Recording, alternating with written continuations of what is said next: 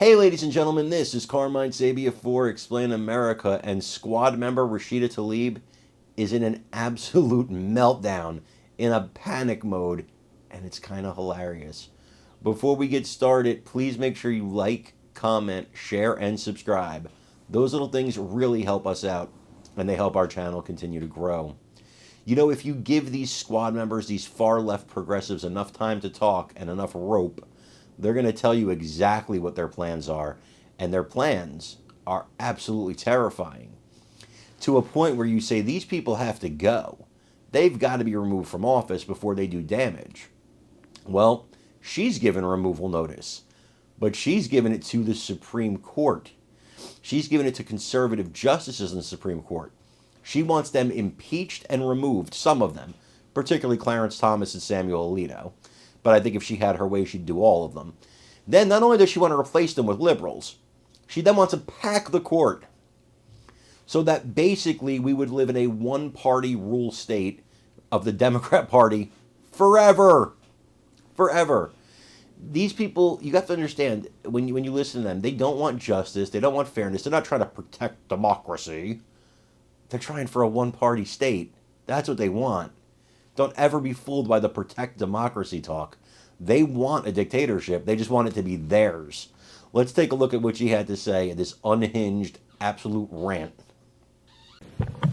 Thank you, Mr. Speaker. Juneteenth is a day of joy, a celebration of freedom, and a reminder of the work that lies before us as we continue to fight for true equity and justice for our Black neighbors. On Juneteenth and every day in our community, we honor the trauma and acknowledge the pain and hurt of our Black Americans who fought tirelessly for their freedom, and we still aren't done. We celebrate this Independence Day with activists and organizers and community leaders who uplift Black history and carry on the enduring struggle for justice for all. Our country right now, that our own Black neighbors literally built, including this very building I'm standing in, the Capitol. Yet, systemic racism and discrimination continue to plague our institutions and our communities. We see it in disparities in healthcare, education, housing, access to basic necessities, racism in our legal system, and economic opportunities, and so much more. By providing reparations, the debt owed to our Black neighbors upon emancipation for centuries of enslavement and oppression, we can begin, Mr. Speaker, to address the injustices.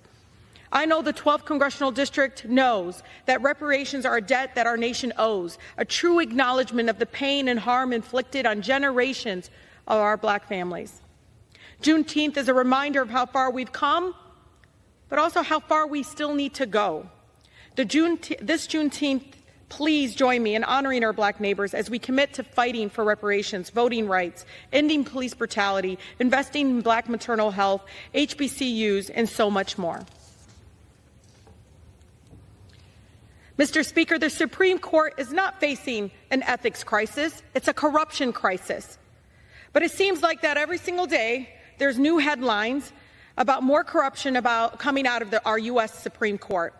I know we need urgent action to hold these unhinged, corrupt extremists accountable. It is extremely disturbing that the United States Supreme Court, the highest court of our land, is the only court that does not have enforceable code of conduct. Justice Thomas, which my residents call corruption clearance, has received over $4 million in 193 gifts, including multiple vacations, flights on private jets, helicopter rides, Mr. Speaker, and yacht trips from Republican billionaire mega donors like Harlan Crow, who actually have cases before the court. And we are supposed to expect this court to hold itself accountable? Give me a break. One of these luxury trips actually cost $500,000. And it's not just corrupt Clarence, it's Justice Alito, who has also been hit with numerous scandals recently, including accepting luxury trips and flying insurrectionists stop the steal flags outside of his home after the attack on our U.S. Capitol. And yet, here we go, the American people are supposed to trust him to decide the cases around January 6th. And these unelected justices serving lifetime appointments, Mr. Speaker, continue, and again, to strip us of our rights, shred our voting rights, got our environmental protections, our right to breathe clean air and drink clean water, and sell our democracy to the highest bidder. It's time to expand the Supreme Court. It's time for reforms. I know our residents in the 12th Congressional District are demanding that I move with urgency on this issue. We need to enact term limits to Supreme Court justices, enforce binding code of conduct, real reforms, and expedite impeachment proceedings. These reforms are long overdue. I know Justice Thomas should have never been confirmed in the first place. We should have listened to Anita Hill. But let me be clear, Thomas and Alito need to be impeached and removed from the bench now.